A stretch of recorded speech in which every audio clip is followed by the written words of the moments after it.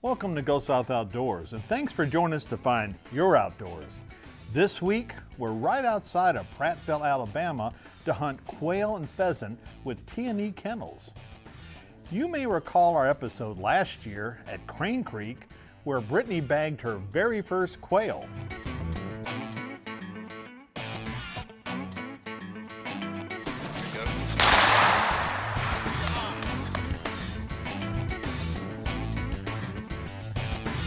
But now, let's join Ryan and Henry and the guys for T&E for some high-flying action.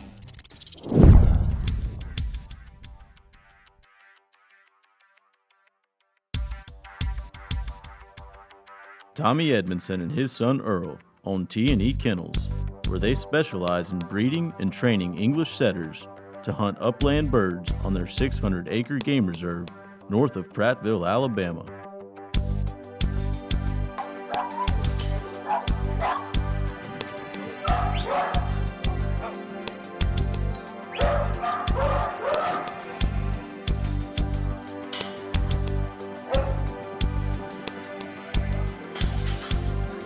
From the time they are puppies, these dogs are trained to hunt, point, and retrieve birds in the field. While Tommy raises his own pups, he specializes in raising dogs for other hunters.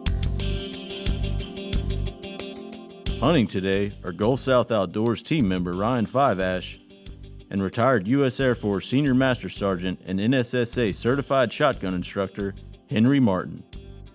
So Henry took me out to get a little practice in on the range, being that he is a shooting instructor, and I like to think I could shoot a shotgun pretty good, but I got out there with him and he showed me some unique ways and some different types of shooting, such as swing shooting and shooting and floating the bird and doing some different types of things that I'd never really noticed or paid any attention to, but it sure enough helped me whenever we got out there. We came out here because we're about to go on a pheasant hunt tomorrow, and we scraped off a little rust, fine-tuned our shooting technique, swinging both ways, going away shots, coming in shots, left and right. I think we're ready for anything that's as big as this hat flying in front of us, that we should be smoking some pheasants tomorrow.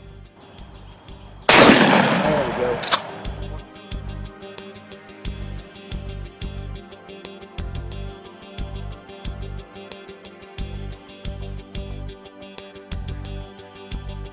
To begin the hunt, Tommy is working his veteran dogs Prince, an 11-year-old English setter, and his brother Dan.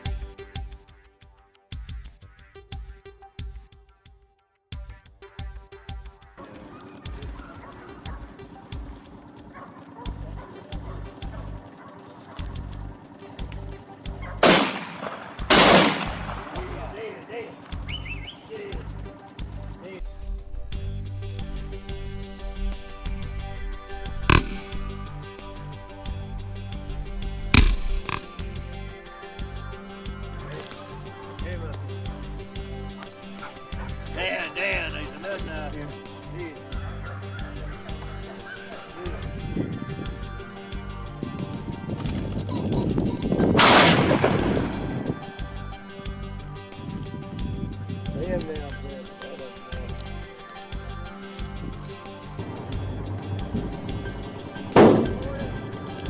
Right up here. Two dogs on point, two brothers, Prince and Dan. Prince will hold that bird all day long. I mean, you might have to shave before he would do anything. He'll lock up on him all day long. And Dan's got him on point too, so we got two dogs on point. I hit him, but I didn't hit him hard. Yeah, he's dead. He's dead. I knew I hit him.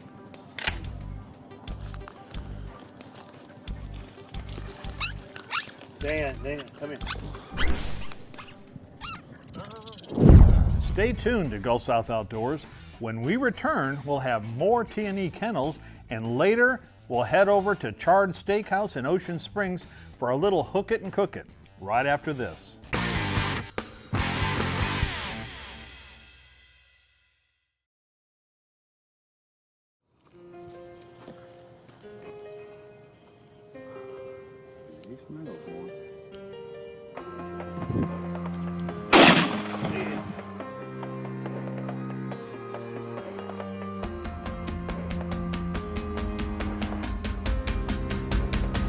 Should be right there. Yeah, somewhere in there. Yeah, he's right. He's there. He's on it. All right, I'm going to get on this side of the road this time. That'll work. I'll get on this side. So sometimes they'll fly across the road. You know? There you go. Bring him out. Good boy. We get where it's looking at.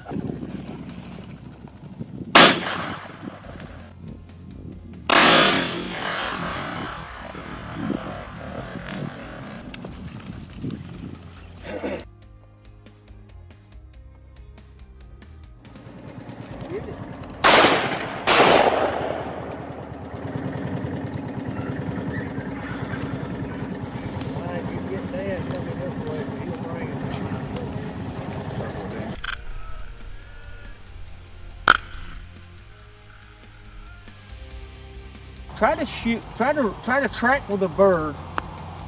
They call it floating the bird, just above your barrel, that you can see the bird above your barrel just a little bit.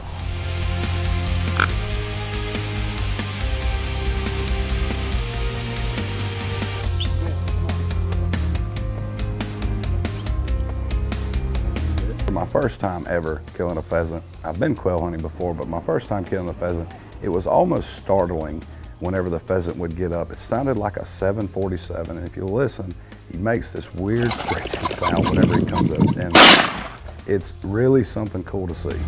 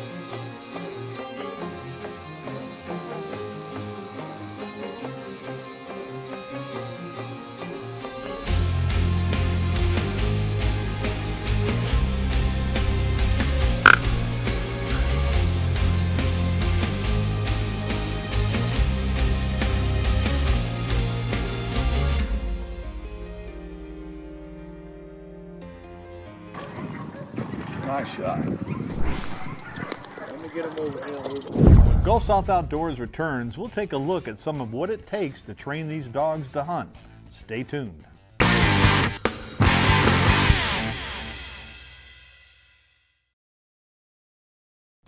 While pheasant hunting can be fun, having dogs to aid in the hunt sure makes finding the birds a heck of a lot easier. Although some breeds are instinctive hunters, there's still a lot of training that goes into making these dogs effective hunters. Check it out. We started out this morning, guys, and we shot quite a bit of quail. Prince's done a great job with his son Dan, actually. Both really good dogs, vet dogs. But we decided to get these pups out. I think the oldest pup is somewhere around 8.5 months old. We decided to get them out and try to take them out and see what they could do. You know, hopefully they can get on these birds. Being young like they are, it's hard to say, but hopefully they'll do a good job today. You know, when we first let the pups out and got going, they had a lot of energy. So it took about 15, 20 minutes to let the dogs run around and get going. But once they calmed down and they got going, they actually got all over the birds and did a great job.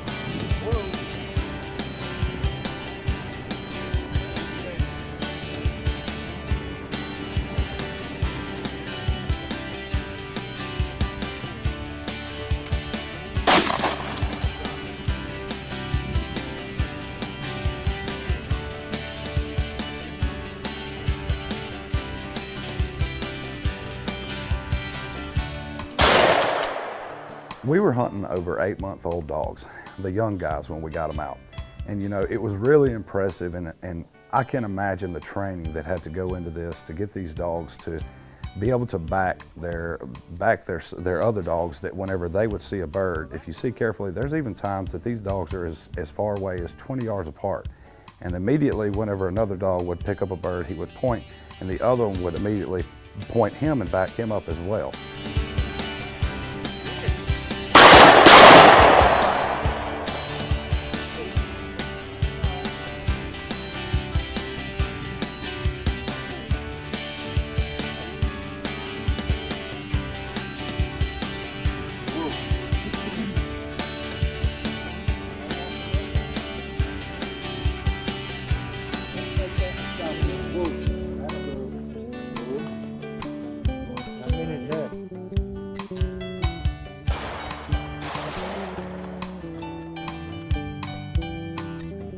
You know, a lot of these birds, they were actually in a bit of an open cornfield, so whenever you would walk up and the birds would scare up, you had a lot of open area, so it was easy to take out the bird. But whenever you got to go down into the pine thickets, you know, you had obstacles that you had to worry about. You had to worry about, you know, is a tree here, is a tree there, a bush here. So, you know, it made it a little bit more tricky to move over into the pine thickets compared to the cornfields. Oh yeah, here we go. Here we go. I got it. Whoa. See him now. Kind of a tough spot. I'm gonna stay on this side. If he comes your way, you get him. On All my right. side, I'll get him. All right.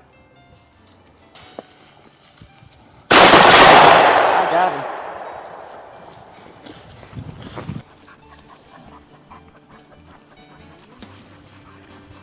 As soon as I shot, I saw his wings Oh yeah, flop. you bowled him.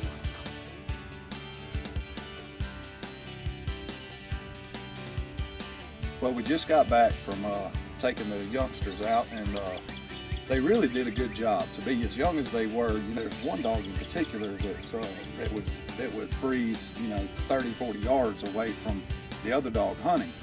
So they showed a lot of promise, and they're definitely good dogs. I think they're going to do a good job once they get a little bit older.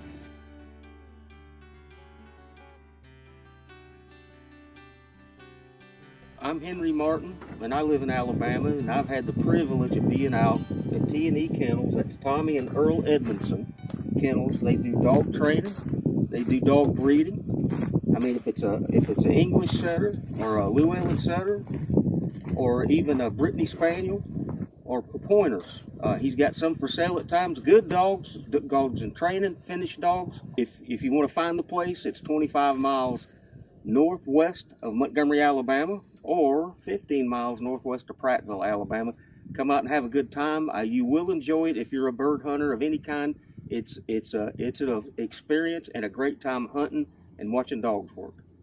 Well, we're finished up with out here with T&E Kennels, quail hunting, and we had a great time. I want to thank Mr. Tommy. Mr. Tommy, I really appreciate you having us out. We had a good time. We got some good dogs too. They work pretty good. Stay tuned to Gulf South Outdoors. When we return, it's our clip of the week, and later, from the catch to the kitchen, we'll be in Ocean Springs for a little hook it and cook it.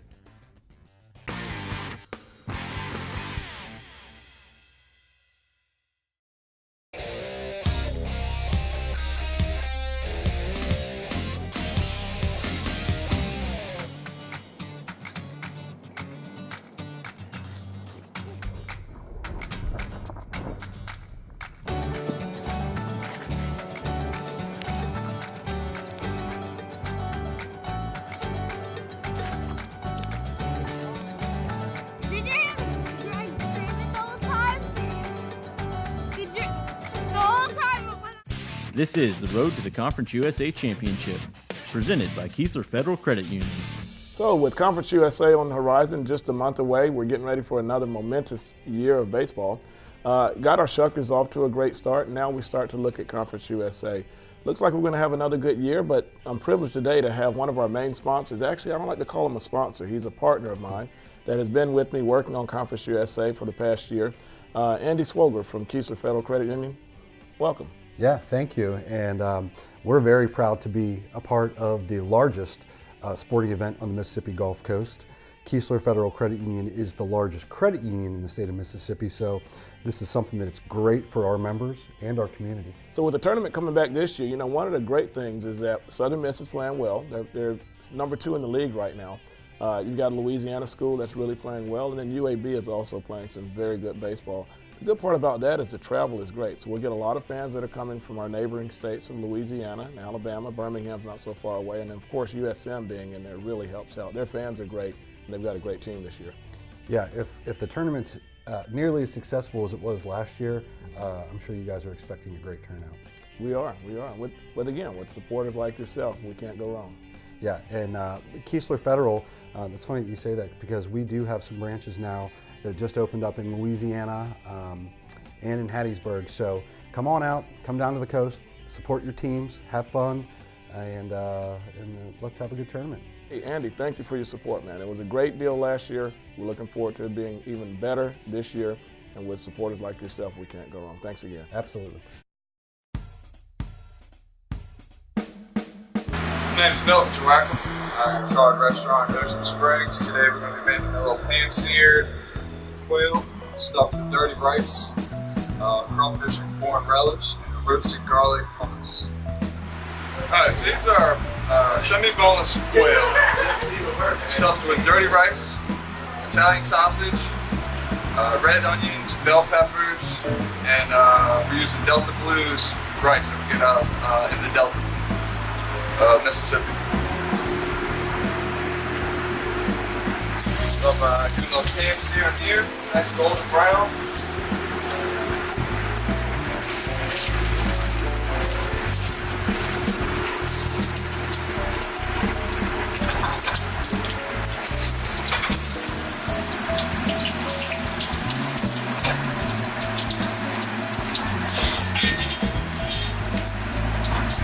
Take our skillet for corn and crawfish relish. Start off with a good amount of butter, garlic and shallots. Sweat those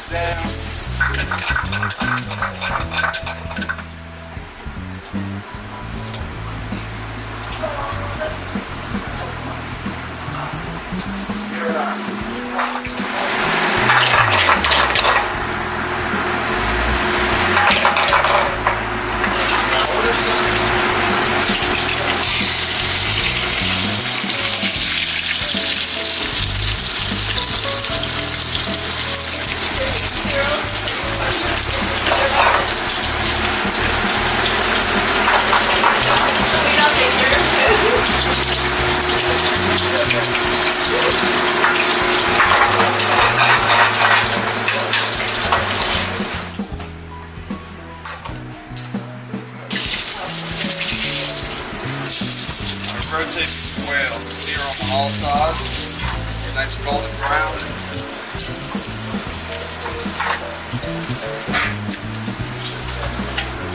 Come up here, get a nice pinch of crawfish.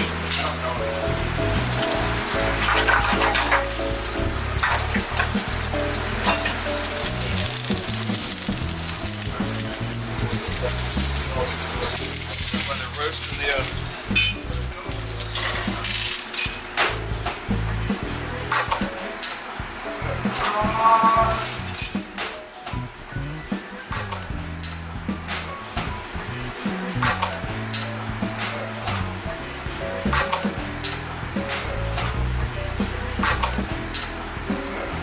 We're going to let it roast in the oven for about 5 to 7 minutes at 600 degrees. Now we're going to heat up our hummus. We got make this with chickpeas, roasted garlic, lemon juice, and finish it off with some cumin. Heat that up and it really opens up the roasted garlic flavor.